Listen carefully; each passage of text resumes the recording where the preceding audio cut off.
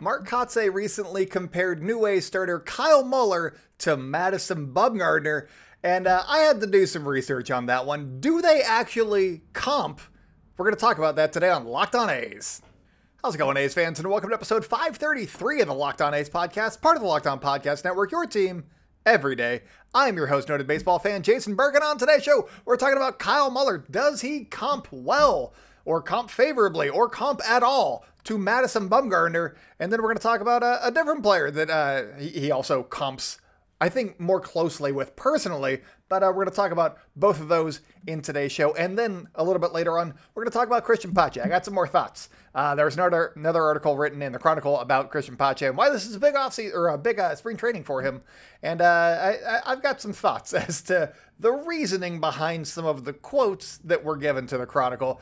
But before we get into anything, thank you so much for making Locked On A's your first listen of the day. We are free and available on all platforms, including on YouTube. If you're on YouTube right now, subscribe to our channel. We're trying to get to 1,000 subs by opening day. And if you're already subbed, one way that you can help us do that is to comment down below. Give us a thumbs up. If you don't know what to say that I'm super handsome and that you love comps and Kyle Muller. I don't know, but a quick shout out to a few people who have already given us some nice comments on the previous YouTube show or previous YouTube video that we posted. And then shout out to Kevin, Chris, and Craig for just very kind comments in the YouTube videos. So thank you to those guys. But before we get into anything, this episode is brought to you by FanDuel Sportsbook, the official sportsbook partner of Locked On. Make every moment more. Visit FanDuel.com/LockedOn today to get started. Also, make sure to follow us on social media at Locked On A's on Twitter and Instagram. I'm at @ByJasonB on Twitter. Check out Inside the A's for more A's news, insight, and analysis. Whatever A's news happens, it's at Inside the A's. Actually, tomorrow's episode of Locked On A's is already kind of written out over at Inside the A's. So we're going to be talking about the A's prospects and where they rank on Fangraphs, on MLB, and Keith Law at The Athletic. I was going to say on The Athletic, but it's Keith Law's list, really. So we're going to go over those three, which prospects rank highly right there, which ones seemingly just missed, and get you excited about some stats that were dropped in those write-ups of certain players. If you can't wait, go to Inside the A's or si.com/MLB/athletics, and that is how you get to Inside the A's via URL, or just follow at Inside the A's on Twitter or on Facebook, and you can just find it over there. Anyways, let's start talking about Kyle Muller. Why not? Over the weekend, and this is taken me a couple of days to actually get to record here, but also it took me a couple of days to figure out that I wanted to write, to talk about this, because I was like, yeah, they compared him to Madison Bumgarner. Bah, there we go. Whatever, it doesn't matter. I didn't think much of it, but then I was like, hey, what if I figure out if they're actually comparable? So that's what we did. Mark Kotsay, here's the quote, and I think that it's kind of funny that everybody ran with the headlines of he's getting comped to Madison Bumgarner based off of this quote here. Quote, they share a lot of the same qualities and traits. I know Bum rides horses. I don't think Muller's on horses yet, but they both like to hunt. They're both left-handed, and they're both really big. If Muller can find a way to turn out like Bum, we've really got something there. We're excited about watching him throw. End quote. That is the comp between Madison Bumgarner and Kyle Muller by A's manager Mark Kotsay. So I thought that was great. Here are why they are comparable, I guess. One, they're both tall. Two, they're both left-handed. And three, they like to hunt. So that's great. I'm tall and I have a beard. Am I like Seth Rogen? Maybe. Maybe not a lot. We both like to tell jokes. There you go. Look, me and Seth Rogen, practically indistinguishable. There's other people, but yeah, I thought that was very loosely a comp for Madison Bumgarner. But because of that, I wanted to say, hey, are they actually comparable? Can you comp these two players? First off, Kyle Muller, he's 6'7". I had not realized that. He's 6'7", 250. So he's a big guy. He's a big guy, which is one of the comps that was actually brought up. And then Madison Bumgarner, he is 6'4", 257 now. So for the comp that I want to do, it's Madison Bumgarner in 2015, his age 25 season. Obviously, he's coming off of pitching the Giants to a World Series basically by himself. So there's that. There's the cachet there. But let's talk about just the stats in the regular season, because why not? Let's see if there's a comp. And just for reference, Madison Bumgarner in 2015 went through 218 innings, had a 2.93 ERA, a 1.008 WHIP, and finished 6th in Cy Young voting. So that was a good season for Madison Bumgarner. In terms of what they're throwing, Muller has a 94 mile per hour fastball. He throws that 47% of the time. Madison Bumgarner has a 93 mile per hour fastball that he was throwing 49% of the time. So pitch usage, fairly similar. Muller has him by 1 mile per hour on the heater. The slider, this is one that Madison Bumgarner does not have. He has a cutter instead, but Muller has a slider that goes 87 miles an hour. He throws that 24% of the time.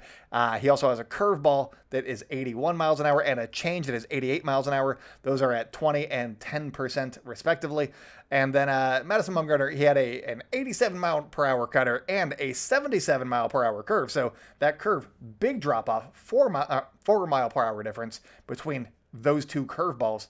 And the fact that Madison Bumgarner is basically a 3-pitch pitcher is impressive. If we're being honest with ourselves, he won a World Series on 3 pitches.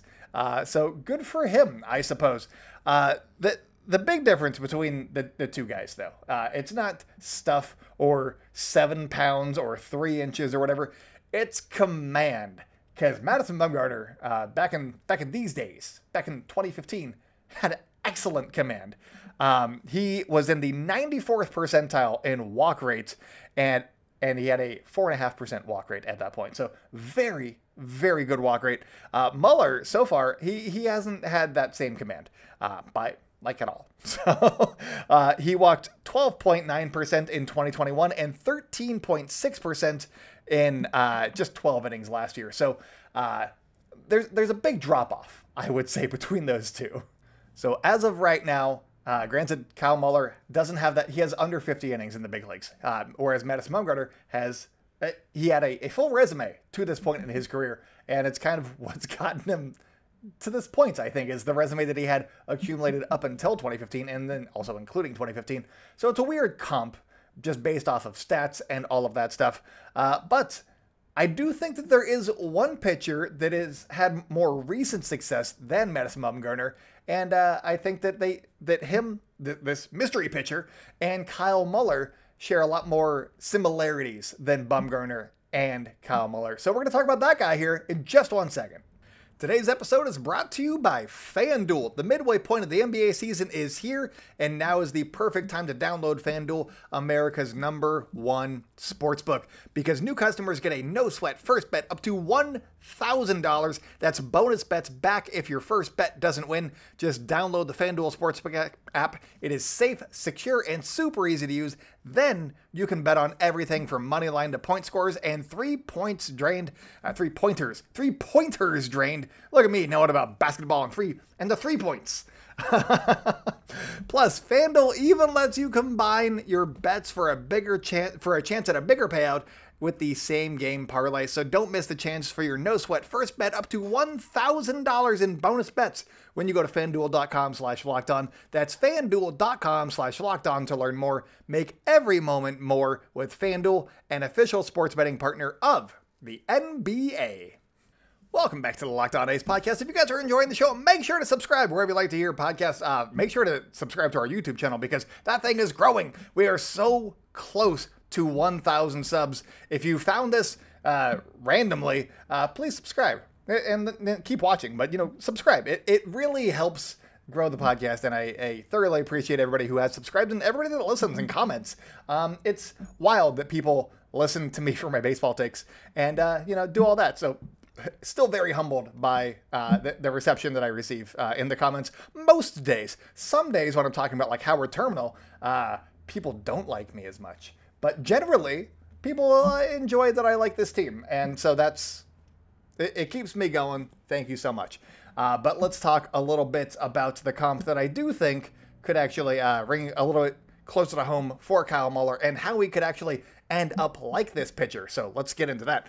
In doing research for this piece, there was an article I basically did research, and then I had to write an article for Inside the A's. So if you wanted to see like some of the stat breakdowns and stuff like that, so it's not me talking very quickly at you, it's at Inside the A's or si.com/MLB/athletics, so that you can, you know, take your time understanding what I'm throwing out here, because it's a lot. It's a lot in this. But I came across another pitcher on Baseball Savant, because they suggested that this pitcher was a lot more like Kyle Muller. And that pitcher is Robbie Ray. And if you think about it, and you know anything about Robbie Ray and, you know, his rise to where he is now, yeah, that's pretty close, I would say, based off of the command that both of these guys have had. Robbie Ray also won the 2021 AL Cy Young Award with the Blue Jays, so that's something to get excited about if you're a Kyle Muller stan. Ray in 2021 had 193 innings pitched, a 2.84 ERA, a 1.04 WHIP, so roughly the same season that we were just comparing Madison Bumgarner, that same 2015 season that he had. Fairly similar. Before the season before that, granted, small sample size, 2020, but the season before that, Ray had trouble with his command. He had a walk rate of 17.9%. That is extremely high. That is also 6.1 walks per 9, so that's a lot. But he kept getting opportunities because his stuff is really good. He just couldn't locate it. And so that's kind of what we've seen in short bursts with Kyle Muller. He'll have like one game where he walks a few guys, and that inflates his stats. But overall, his walks have been okay.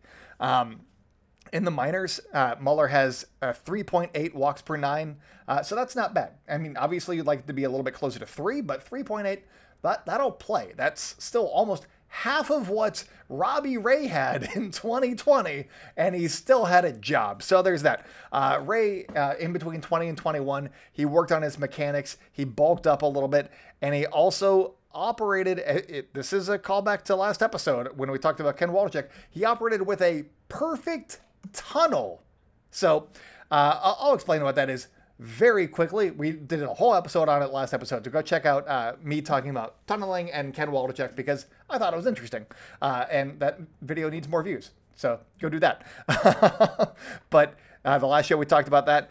I explained it in more detail, but quick recap: you want 2 of these 3 things to be true in order to have an effective tunnel. You want 6 to 14 inches of horizontal separation, 8 to 16 inches of vertical separation, or 6 to 11 miles per hour separation. So you want everything to be somewhat close, but, you know, a little, that's the range that you're working with. That's essentially what you want for a fastball slider combination, is those 3 things, or at least 2 of those 3 things. Robbie Ray had all 3 of those things, which is a perfect tunnel, according to the article that we mentioned yesterday from Prospects Live. There we go.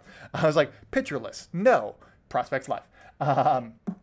So he had all 3 of those things working, and last year he didn't have all 3. I believe he had 2 of 3. I think he had 2 of 3. And he didn't have nearly as good of a season. His ERA rose by a full run. It finished up at 3.71 in 2022. And that is why tunneling is important. So you're like, tunneling's stupid. I don't want to pay attention to any of that tunneling nonsense. Well, do you want somebody that can win a Cy Young or somebody that's league average? That's the question right there. That's tunneling in a nutshell for you. Do you want a league average pitcher, or do you want somebody who's going to go shut everybody down and just dominate baseball for an entire season? There you go. That's why we talk about it.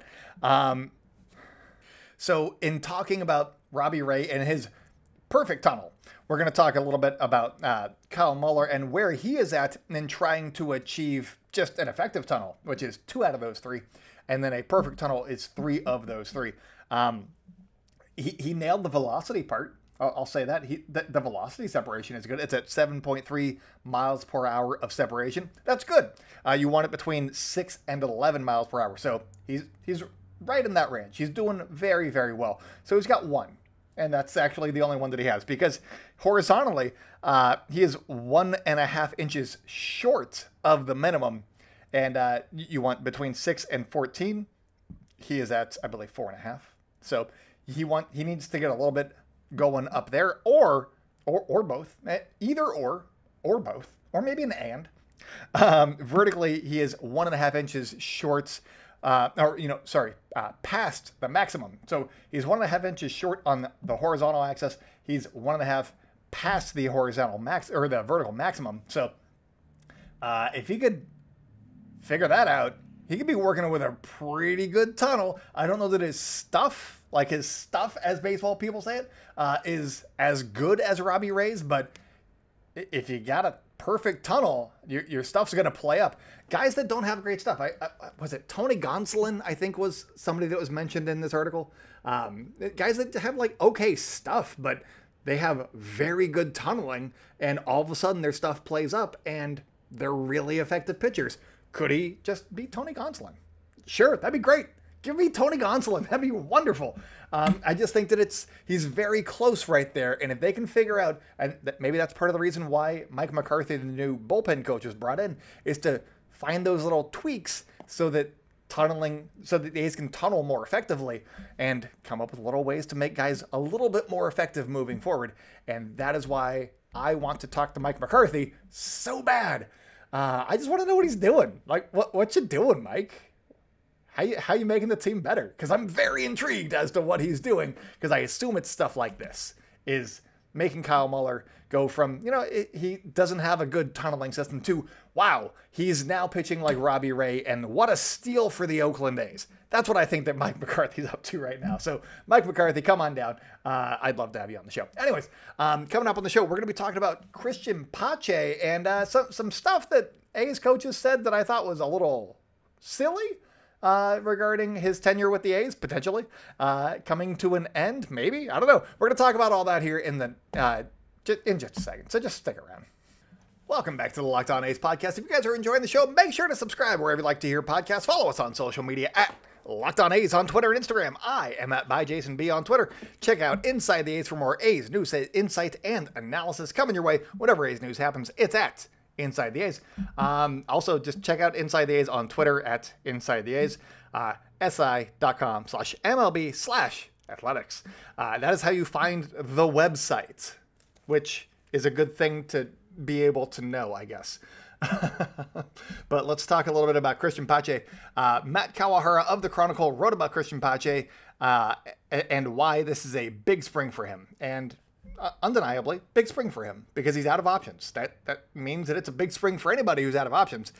Next spring, it'll be a big spring for Luis Medina, unless he cements himself this season, which I'm not sure that he's going to necessarily have enough time to cement himself, but that's for another podcast. We're talking about Cristian Pache. Kotsay said, quote, he's in a difficult situation without having minor league options. Not only is he competing for a roster spot here, but he's going to showcase himself for 29 other teams. So it's an important spring for Pache, no question, from an individual standpoint for his career moving forward, end quote. And wow, that's not holding anything back. That is a wild quote from the manager. And maybe that's why people have been leaving Cristian Pache off of the A's opening day roster while I've been leaving him on. Because quotes like that make it seem like they do not want him around for some reason, which is wild to me. But I just think that's a little silly. He plays really good defense, and he could still be good. He might just need some more time, and maybe the A's don't have enough time because they need to go win some games, which is silly because it's not like they're doing anything else to really try. But anyway, that's beside the point. Kotsay said that the A's would consider it a positive sign if Pache draws more walks this spring. That is a positive sign. So if he does that, according to this, I'm taking that as if he draws more walks this spring, he is going to be on the A's opening day roster. And so I thought that was a silly quote because I feel like he's gotten better since they sent him down to the minor leagues. And I wrote about this, I believe in January for Inside the A's, but I looked up the numbers again, ran some stuff, and here's what we got so far. In 5 spring trainings, Pache has topped out at 39 not even plate appearances, 39 at-bats. That's the most he's had in a single spring, and that was back in 2019. So that's 5 years of spring trainings. We're going to base everything off of a not even 40 at-bats sample size. All right. That sounds great. In the Dominican Winter League, which again, it's not the same talent level, I know that, but also in spring training, you're not necessarily dealing with all major league caliber guys. He could go draw walks against like a single A guy getting an opportunity. He could walk 3 times in one game against just some bad pitching. Does that mean that he's going to make the team all of a sudden? I mean, according to the quote, if he draws more walks, sure, I guess. But in the Dominican Winter League, he hit just 218 and had an on-base of 308. Not great. But he drew 7 walks in 66 plate appearances, and that is a 10.6% walk rate. That's a good walk rate for anybody. That's a good walk rate. Double-digit walk rate, that's good. I'll take that. Cristian Pache did that against the Dominican Winter League, and I think that he could do that against whoever he's facing in spring training, honestly. Also, in the second half of 2022, this is just stuff that he did with the A's at the big league level last year after being sent down. It was 16 games, but he drew 4 walks in 46 plate appearances. That is an 8.7% walk rate. It's not bad. Honestly, take it. That's a lot higher than some of the other guys on the A's right now. So in the first half, he walked 11 times in 214 plate appearances. That is a 5.1% walk rate. So we'd already increased it by 3.6% on probably more plate appearances than he's going to be getting in spring training. So do they need to see more? Or are they just like, we need to see more. We need to light a fire. And we need to... I don't get it. So in 2 small sample sizes since he was sent down, he's already improved his walk rates. He's done a little bit better. Is he making better contact? Probably not. But that is not what they said they were looking for. They said that they were looking for walk rate and or more walks aggregates. I don't know. So I just thought that that was interesting because he's already done it twice in at least the same amount of plate appearances that he's going to be seeing in spring training. Granted, it's been down the stretch in sporadic playing time in the second half and then also in the Dominican Winter League. But at the same time, he has done it. He is improving. Is he improving fast enough? That's going to be the question, I guess. I think that since he plays such good defense, elite defense, you got to let him see if he can figure it out. Because if you just give him up and then like the Dodgers swoop in or, the Dodgers trade whatever they trade for him, yeah, he could be really good because they have a lot more tools at their disposal to mold somebody like Cristian Pache into just a solid, just an amazing center fielder who can hit a little bit, who can hit enough. And if the Dodgers can have room on their 40-man roster for a guy like Cristian Pache, why can't the A's? The Dodgers are actually trying to win. The A's aren't. Why are the A's going to be out of options here? Not Cristian Pache and the A's could be out of options. And that is silly. Give them time to figure it out. Just give them time to figure it out. Who cares? I forget if it was lefties or righties. I'm going to say that it was against lefties. He actually hit fairly well against lefties. He was still like 25% below league average against left-handed pitchers, but he was okay. He was, I mean, not like playable necessarily, but he didn't have like a 12 WRC plus against lefties like he did, I believe, against righties. This is off of memory, so that might be switched, but I believe that it was, the other hand.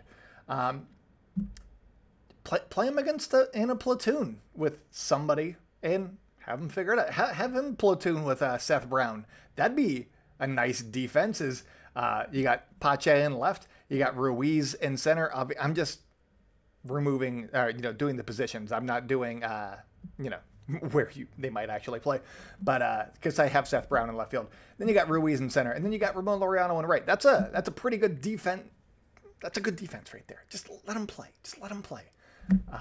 I think you got to give him at least a month at the big league level, see what he's doing, and then see what happens there. Because if you're going to base his entire future with this club on 40 at-bats in spring training, sure, I guess. I also think that that's a pretty low bar, so he should be able to clear it. So I'm only mad if they let him go, like to a waiver claim, because he didn't have a good 40 at-bats. I expect him to excel, but I mean, maybe he doesn't, and we'll see. Also, all of the top pitchers are going to be in the WBC, so hopefully he has just way more at-bats against like inferior competition than he would. I think he can kind of boost his numbers a little bit early on in spring training, and then we'll see what happens there. But anyways, I'm rambling. I like Cristian Pache. I want him to do well. I want him to be an Oakland A. I think it looks good in green and gold. So there's that. Don't give him up for nothing, because somebody else will turn him into an at least decent outfielder at the big league level. And if they can do it, why can't the A's? The A's are not expected to win that many games. The A's should be able to find some playing time for this guy. But anyways, that's all for me today, guys. So until next time, go out and celebrate good times, A's fans, and I will talk with you tomorrow.